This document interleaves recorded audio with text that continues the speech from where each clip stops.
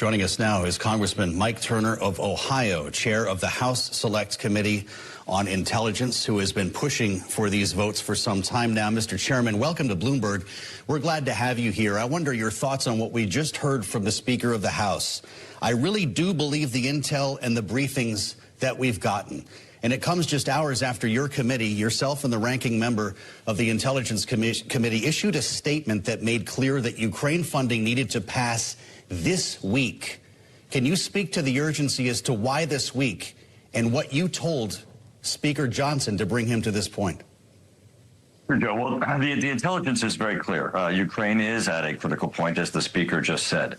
They are running out of ammunition. Russia is certainly surging and putting additional pressure on that front line. And also the lack of U.S. support is impacting morale even in Ukraine. But their ability to be able to sustain the fight, and they are fighting honorably to keep Russia from taking additional ground in Ukraine is essential.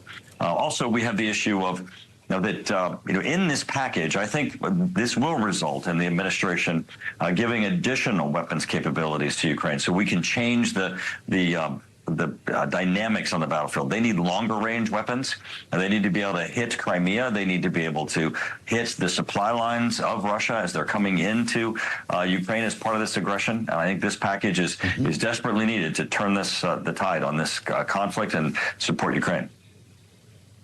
But, sir, how quickly can it do so? You speak of changing the dynamics on the ground. How quickly can this make a difference in a fight that Ukraine is already engaged in, knowing there may be a lag for them to receive some of this? Right. So, I've asked this question both to our Department of Defense. We had the U.S. ambassador from Ukraine, the U.S. ambassador to Ukraine that was here with us today. All of them report that we are poised to be able to get this aid to them immediately. So if this package passes, and I think it will overwhelmingly this Saturday, the United States is poised to make certain that the ammunition is in the hands of the Ukrainians and that they're able to take it directly to the fight with Russia.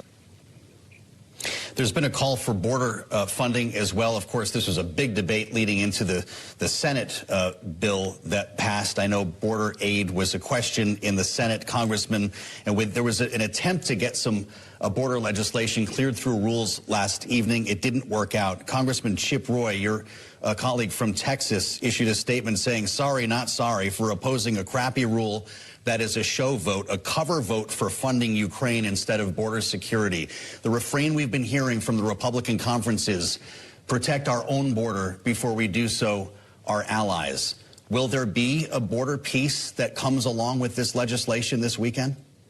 The House has already passed H.R. 2 that would effectively complete the border wall and close the border, and at the same time hold accountable the administration for what they've created in this open border situation where over 8 million people. It didn't get a single Democratic vote, though, Mr. Chairman. Will it be attached to this package again for another look? We'll have to see what the final package is that comes off the House floor Saturday. But currently, it is not expected to be attached to the Ukrainian funding, the Israeli funding, and the funding for Southeast Asia. But this bill is sitting over in the Senate, and it is a bill that needs to pass.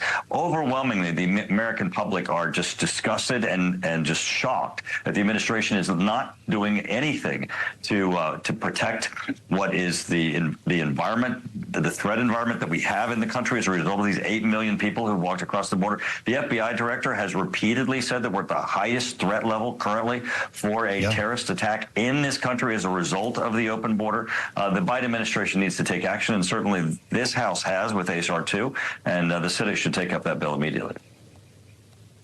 Well, Mr. Chairman, as you rightly point out, it's not just aid for Israel and Ukraine and Taiwan that are included. There are other elements as well. But on the subject of Israel, of course, we are still waiting to see what the response from Israel might be to the Iranian attack over this past weekend, which, of course, the U.S., together with others like the U.K., did intercept the vast majority of what was sent Israel's way. Knowing that that attack largely was unsuccessful, what would be a proportionate response from Israel? Is it possible in your mind, sir, that Israel could go too far? We'll leave up to Israel what their response should be. But first off, let's put this in perspective. Unfortunately, this administration believes that if you use missile defense to thwart an attack, that the attack didn't happen. The attack did happen. Iran attacked Israel directly from its soil with over 300 drones and missiles. Previously, though, Iran has been continuously attacking Israel through Hamas, Hezbollah, and, of course, through the Houthis have been even attacking our commercial shipping lanes. They train them, they equip and provide them weapons to these groups and terrorist organizations, of course, Hamas perpetrating the October 7th attack on Israel. So Iran already has been attacking Israel. This is the first time that it was direct. And certainly I don't think that just because missile defense is effective that Iran or the United States should look the other way.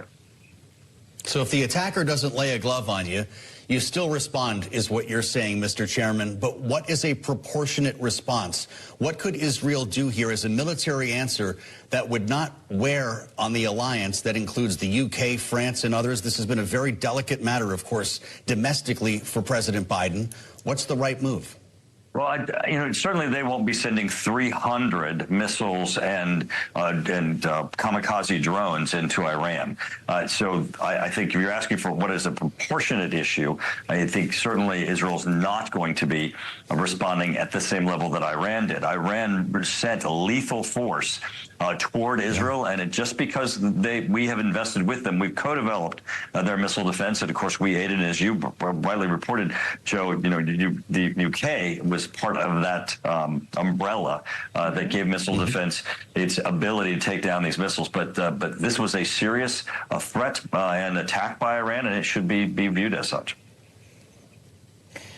Sir, we'd like to turn back to just the affairs in your chamber with our final minutes with you, knowing that the cost of bringing aid for Israel and Ukraine and everyone else to the floor may be ultimately the Speaker's gavel. What is your degree of confidence that Mike Johnson, having said today that he will not change the rules that allows any one member to bring forward a motion to vacate, is going to be able to make it out the other side of this? Is it a mistake for him not to change those rules? Would that be a better decision?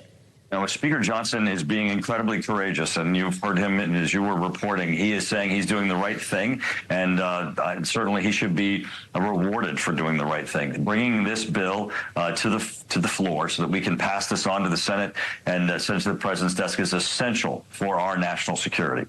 And I think overwhelmingly the membership of Congress is thankful that he's doing so. Now, I don't think that the small band of the Chaos Caucus, those who want to remove Johnson, have the votes on the Democrat side to be able to remove him. You have to remember that the small group that removed Kevin McCarthy could only do so with the support of the Democrats on the floor. And I think this time that if they go to the floor, they're going to stand alone. They'll be a very small minority. They'll be exposed for being a very small minority, and they will be unsuccessful. All right, Mr. Chairman, thank you so much for joining us this evening. That's House Intelligence Committee Chairman Mike Turner of Ohio. We appreciate your time, sir.